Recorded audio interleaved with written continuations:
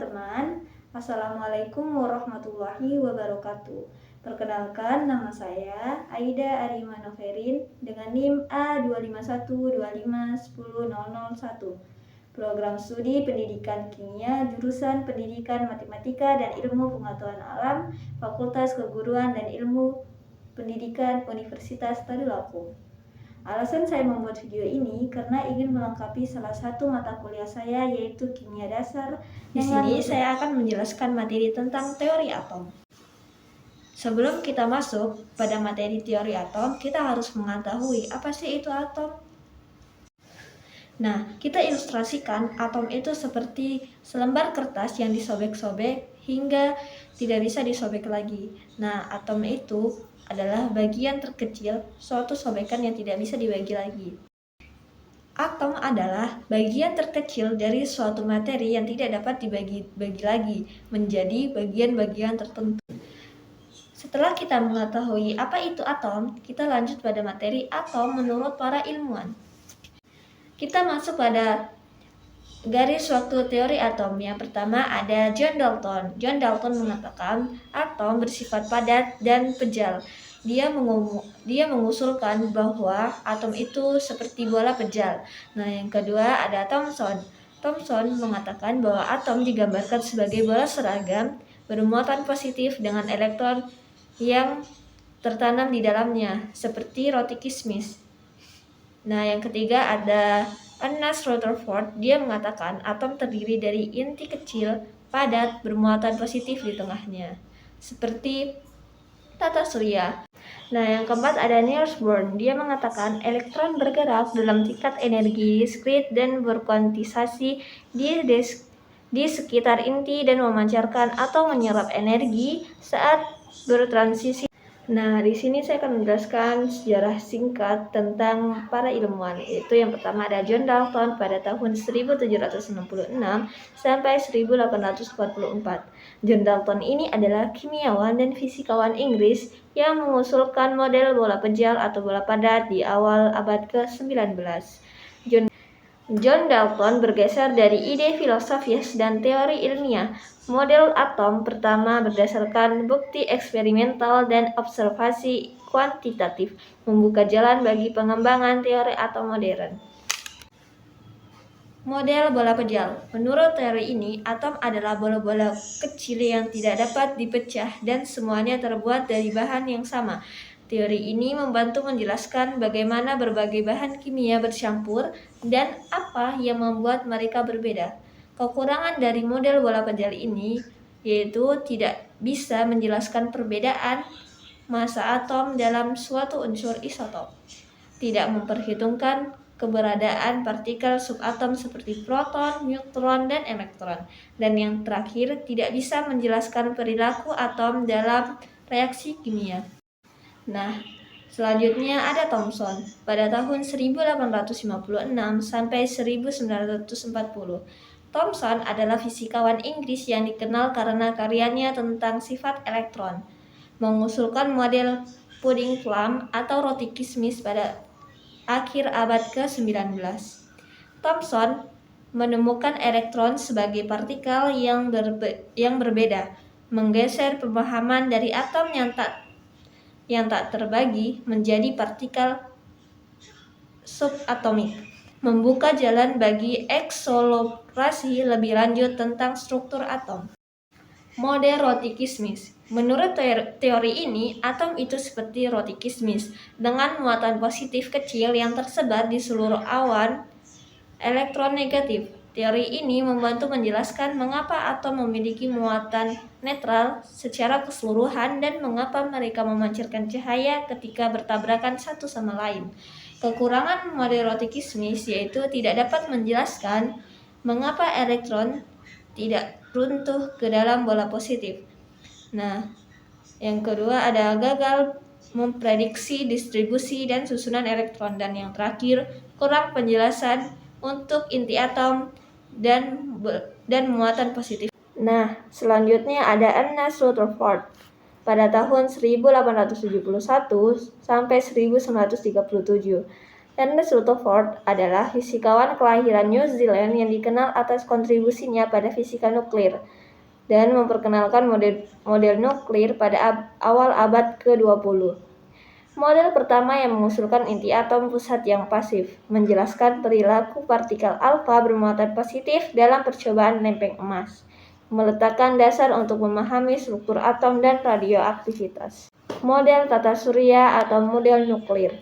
Menurut teori ini, atom memiliki inti dengan muatan positif dan sebagian besar massa dikelilingi oleh elektron yang mengorbit seperti planet.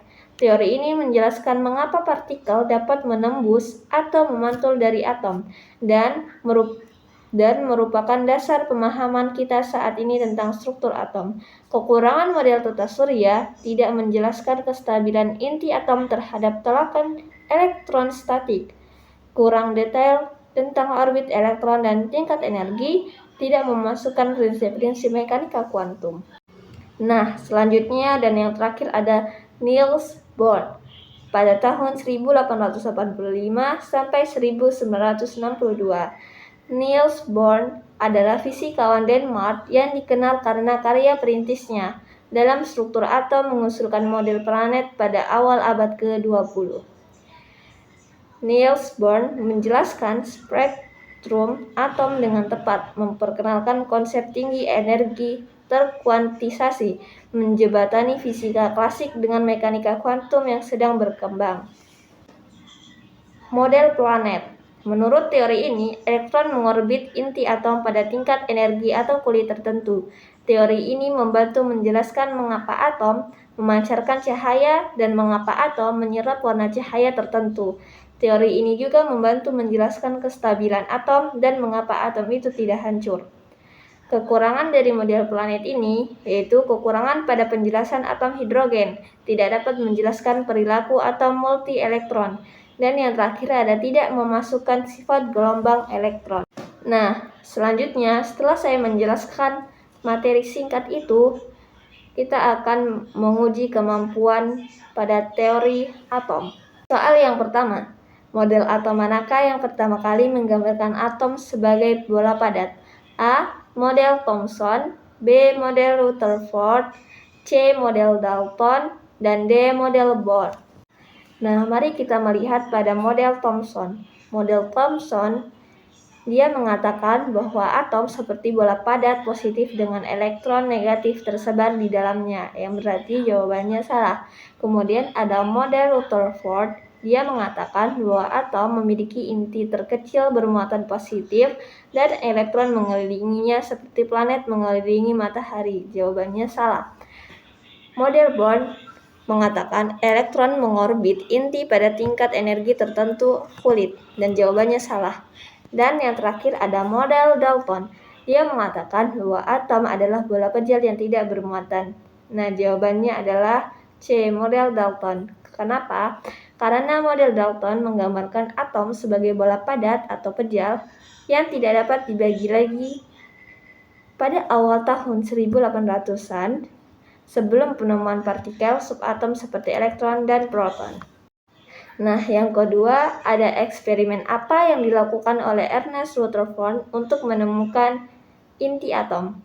A. Eksperimen tabung sinar katoda, B. Eksperimen hamburan emas, C. Eksperimen efek fotoelektrik, dan D. Eksperimen spektrum hidrogen. Nah, kita akan melihat di sini pada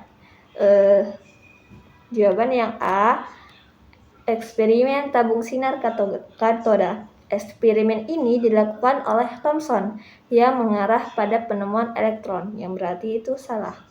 Nah, yang B, eksperimen hamburan emas. Eksperimen ini dilakukan oleh Ernest Rutherford, yang berarti benar. Kenapa? Hamburan sinar alfa juga dikenal sebagai eksperimen lempeng emas atau gold foil experiment, dengan menembakkan partikel alfa bermuatan positif ke lempeng emas yang sangat tipis.